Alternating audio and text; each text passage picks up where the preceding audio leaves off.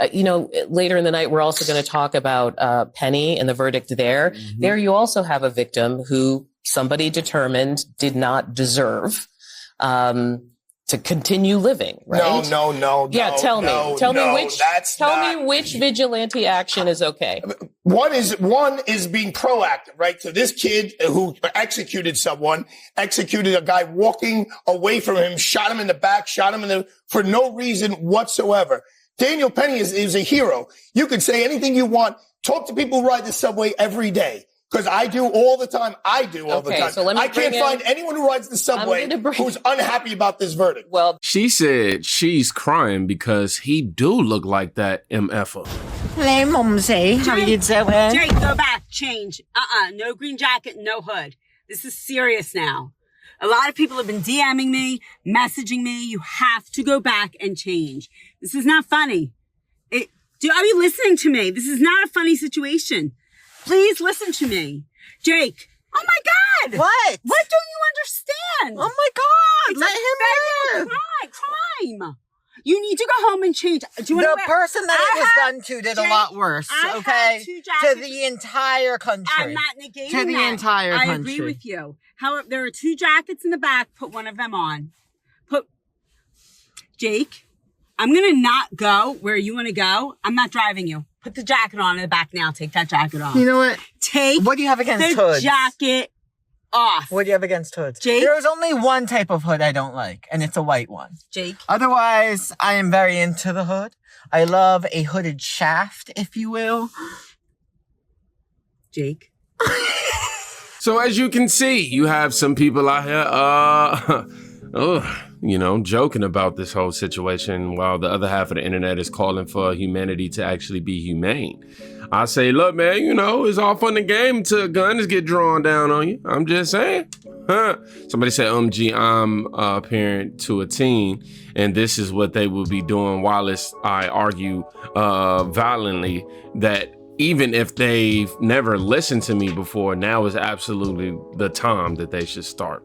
Wait, her hat is so cute, somebody else wrote. I ain't gonna lie, she was rocking the hat. Now, a witness who was at the McDonald's where Luigi Mangione was caught says he and a friend joked at Mangione that he looked like the New York shooter. McDonald's customer Larry said that he and a friend were joking so loud that Mangione could hear them. Am I saying his name right? I'm gonna start saying Luigi. Quote, one of my friends and I thought he was kidding when the shooter who made the arrest came on in and he made the comment, well, that looks like the shooter from New York.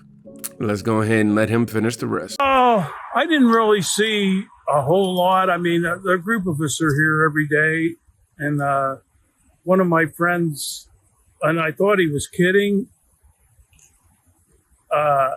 When the shooter, I'm assuming was the shooter who they made the arrest on, came in, he made a comment, "God, that looks like the shooter from New York." But I thought the group of us, I thought it was more of a joke, and we were kidding about it. But then, as it turned out, it was him. And like I said, the employee that thought it was him that I guess started the initial investigation on it. I talked to her later. I said, was I here when he came in? And she goes, yeah. And she goes, actually, you and your friends and all were making a joke, almost like saying, and that's pretty much about it. I mean, he ordered, went to the rear of the store and sat. I passed him whenever I left. I left and went to church, come back, because I heard there was an arrest. I didn't know which McDonald's it was, but it was this, where we were at.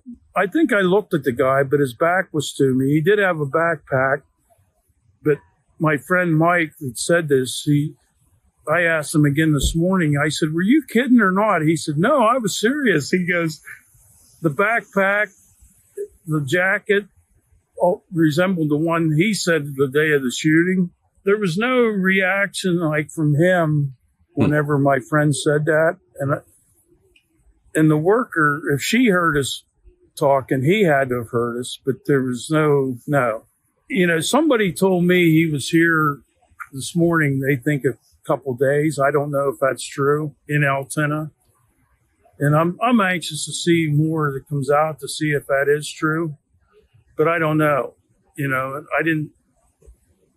I know it was raining pretty good yesterday morning, and I was surprised he stayed here as long as he did. You know what I mean? Being on the run or whatever, you know? Yeah. That sort of shocked me. I can't say that this still doesn't come across as a little bit fishy for me. Like, it almost feels like, if it's not fishy, it makes me go, was he trying to get caught? Because that would be the only thing that makes sense to me in the scenario. Something just don't seem right though, man. Like, it could just be me though. Somebody said that could have gone horribly wrong. Yikes. Yeah, and the story officially gets wilder. Something is fishy with the whole situation. Colin Rugg responded to that by saying, "You would say that no matter what happened. Many of you want everything to be conspiracy theory." So Colin Rugg doesn't feel like this is fishy at all. Been saying it for a while. Something just doesn't seem right. Something seems very off about this whole thing. Somebody else wrote. So yeah, I'll say McDonald's is racking up on a lot of free publicity this year. Now Luigi, the suspected killer of the United Healthcare CEO, had a wealthy grandfather who funded the nursing home Lauren Health Services. Luigi volunteered at his grandpa's nursing home in 2014, according to his LinkedIn. And there's also new evidence that suggests that he had a sick family member and was upset about how they were treated by the insurance industry. Now, all this is alleged, just being reported online, but I'm just bringing y'all everything that I, come across.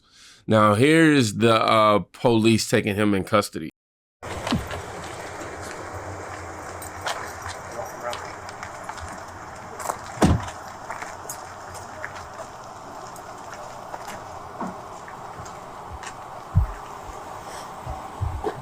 But of course, the internet is still saying, nah, something doesn't add up. So these are the pictures that they are putting side by side. I've been seeing this one come online as well, Hillary Clinton. But they putting these pictures side by side, maybe saying that this isn't the same person. And then you have this picture right here, which I don't think does a really good job of showing the differences in their eyebrow. Wait, hold on. Sure thing, Aaron. Well, yeah, I'll say just about an hour ago, I was there inside that courthouse watching as Luigi Mangione walked right past myself and a number of other reporters. He was wearing a blue shirt, blue jeans. He was, of course, handcuffed. And he looked, even in this court appearance, visibly distressed, but he kept his brow furrowed through the duration of this arraignment hearing. And I should say what was interesting, though, Aaron, is you said we haven't heard a statement from the suspect. He did actually speak inside of that courtroom to the judge and to all the folks who were in there. But it was on very selective issues, and I'll just kind of go through what we heard. The judge asked Luigi Mangione a number of questions, first about his identity. So Mr. Mangione confirmed that that is his real name. He initially said that his residence was in Maryland, but then the judge actually pressed him on that. And then he said, actually, I have lived at various addresses before then ultimately giving an address in Honolulu, Hawaii. Then he also said that he's worked for 3 years as a data engineer up until about a year ago. And he also told the judge that he has no drug or mental health problems that the court needs to know about. But Aaron, one of the most interesting parts of that particular hearing was actually his statements after the conversation about bail. The prosecutors basically stepped up there and made the case why they believe that this man should be held without bail. They mentioned that he is awaiting potentially an arrest warrant coming from New York City as one of the major reasons. But they also said that prosecutors noted that they found him with $8,000 in U.S. cash, $2,000 in foreign currency, his passport, and also a Faraday bag, which is basically a bag designed to stop transmission of cell service or other sort of things like that. At the end of his speech, the prosecutor's speech, Luigi Mangione said, I actually want to address two of the things that you said. He said, I don't know where that money came from. I'm not sure if it was planted. And then he also said that that bag was waterproof. And the term that the prosecutors used when discussing the Faraday bag, the ghost guns, the 3D printed silencer, was the prosecutors used a phrase saying this is criminal sophistication. Luigi Mangione said, I don't know about any of this criminal sophistication when addressing that. But it's just interesting, Aaron, that of all of the things that were mentioned in that court appearance, the two that he noted or took issue with was the currency and then that bag. Aaron? If I'm being honest, at this point, I just genuinely do not know what to believe. You know, some are saying he was planning on fleeing. And somebody said that an activist wouldn't hide or lie about their MO. In my opinion, this is getting weird. And the response to that was he was most likely lying. Cash, foreign currency, and a Faraday bag screamed flight risk. That being the case, the judge would likely deny him bail. So he then says that they are planning to possibly help his case. Yeah, man, when I say things are just getting... One of his friends actually posted something on Instagram as well. Alleged friends, I should add. It says, he's not a monster, he said. Okay, let's go ahead and just read the caption ourselves. He's not a monster. I can't put into words how worried I am for you right now. They have seen this story. They have this story all upside down. Oh, man. Somebody says something is really off about this. Something isn't adding up with the story. Luigi was just trying to help out Nancy Pelosi stock options. Somebody says someone get him into protective custody and not the CIA, FBI, three-letter agencies. Upstanding elected sheriff, please protect this potential witness. Something is very odd about this. Chances that this guy was also at the Capitol on the 6th creating havoc. He works for the Nancy's crime syndicate. So they caught the guy. The New York Times reported that Luigi Mangione was just sitting there at a McDonald's with the gun that he supposedly used to pew-pew the CEO. He was carrying a fake ID, and he was carrying a manifesto that supposedly said, "These parasites had it coming. I do apologize for any strife and trauma, but it had to be done." A little too on the nose, I have to say. There's just so much more to the story that's so peculiar. We have to get into it. First off, he comes from extraordinary wealth, one of the richest families in Maryland. It says Luigi Mangione, 26, comes from a powerful Maryland family centered around the late patriarch Nicholas Mangione, a first-generation American who built a real estate empire in that state that included country clubs and media. The family also owns a chain of nursing homes called Lorien Health Services. Reviews are, shall we say, not so great. Now, Luigi happened to volunteer there when he was in high school, which possibly could have been his first awakening into realizing just how rigged the healthcare system is in the United States. Also, it looks like he had some sort of back surgery at some point. Friends that went to school with him said what kept coming up was this back surgery that, quote, changed everything for him, and he went absolutely crazy. Not too crazy because he was valedictorian at his high school, at the prestigious Gilman School, an all-boys prep school that is known as one of Baltimore's toniest private schools. I had to look up what that meant. Apparently it means fashionable among wealthy or stylish people. And then he would go on to graduate from the University of Pennsylvania with both a bachelor's degree and a master's degree in computer science, learning about all kinds of stuff like AI, obviously a super smart guy, not a guy you would say was at his wit's end. Apparently also had a PhD. Wink, wink. Now, earlier this year, he left an Amazon review of the Unabomber Ted Kaczynski's book, Industrial Society and Its Future. He writes, when all other forms of communications fail, violence is necessary to survive. He was very active on social media. He was not shy about voicing his criticisms of the system, capitalism, corporate greed, psychology, philosophy, all kinds of stuff that he talked about. By the way, this account has now been taken down.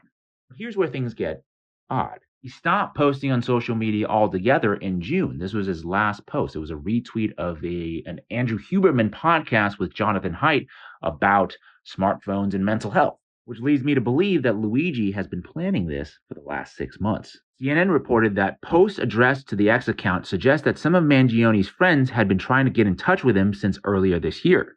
In July, one user tweeted at Mangione, quote, "I haven't heard from you in months," urging him to respond to his wedding invitation. 3 months later, another user posted, "Hey, are you okay? Nobody's heard from you in months, and apparently your family is looking for you." So if nobody could find him, how did he get caught? Supposedly just sitting at a McDonald's, according to the police chief. Some people online are positing that this is just all too perfect, and they doubt whether this is even the guy. Possible, but I think Luigi wanted to be found. There was a YouTube video that went live shortly after he was arrested that was posted to an account under his name that said, "If you see this, I'm already under arrest," with a countdown clock. And if this goes to trial, Luigi is going to have a huge platform to espouse to the entire world to explain why he did what he did. And perhaps worse for United Healthcare, they're going to be subject to all kinds of discovery where more dirty laundry is going to be aired out about their scummy business practices that now the public is going to have even more knowledge of. Oh, and last thing, this is something pretty interesting. When I started screenshotting his account this morning, he was following 77 people. Later on, when I went back to his account again, I noticed that his following count dropped. So unless he's actively using Twitter/X right now, that means that people that he used to follow have now gone in and actively blocked him. Probably, maybe, because they don't want to be associated with this guy. Now, one of the most prominent people who I found that unfollowed Luigi is Ryan Holiday. He is the author of this New York Times bestselling book called The Obstacle is the Way, The Timeless Art of Turning Trials into Triumph. And an excerpt from the foreword of this book reads, quote, "This will be a book of ruthless pragmatism and stories from history that illustrate the arts of relentless persistence and infatigable ingenuity. It teaches you how to get unstuck, unfucked, and unleashed. How to turn many negative situations we encounter in our lives into positive ones, or at least to snatch whatever benefit we can from them. To steal good fortune from misfortune." There's a lot we could take away from this. So let me know what your thoughts are. By the way, last thing, that McDonald's is getting ripped to shreds. And of course, we have more interactions and reactions from the left side of things, where Taylor Lawrence on how she felt to watch CEO Brian Thompson's execution. Man, just prepare yourself. I do believe in the sanctity of life. And I think that's why I felt, along with so many other Americans, joy, unfortunately, because it feels like... Seriously? I mean...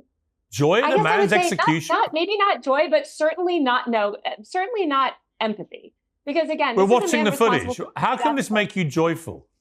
This guy's a husband, he's a father, and he's being gunned down in the middle of Manhattan. Why does that make you joyful? Thousands of Americans that be murdered. So are the tens of thousands of Americans, innocent Americans, who died because greedy health insurance executives like this one push policies of denying care to the most vulnerable people. And the many millions of Americans that have watched people that I care about suffer and in some cases die because of lack of health care. So should they all be killed then? Should they all be killed, these healthcare executives? Would that make you even more joyful? No, that would not. But why not? And, why are you laughing? I think because it wouldn't fix the system. You seem to find the whole thing hilarious. I find your question funny. A bloke's been murdered in the street. I don't find it funny at all. I don't find it funny that tens of thousands of Americans die every year and because they are denied life-saving healthcare from people like the CEO. Now, I want to fix the system. You're right. We shouldn't be going around shooting each other with vigilante justice. No. I think that it is a good thing that this murder has led to America, or really the media elites and politicians in this country paying attention to this issue for the first time. You mentioned you couldn't understand why somebody would feel this reaction when they watched a CEO die.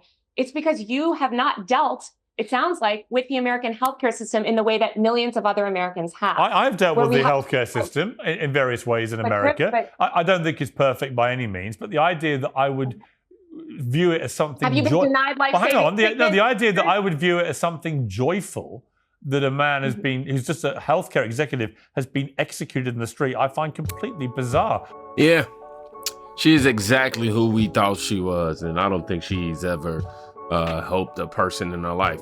And Taylor, she is the perfect example of what the far left has truly become. It's truly wild to witness.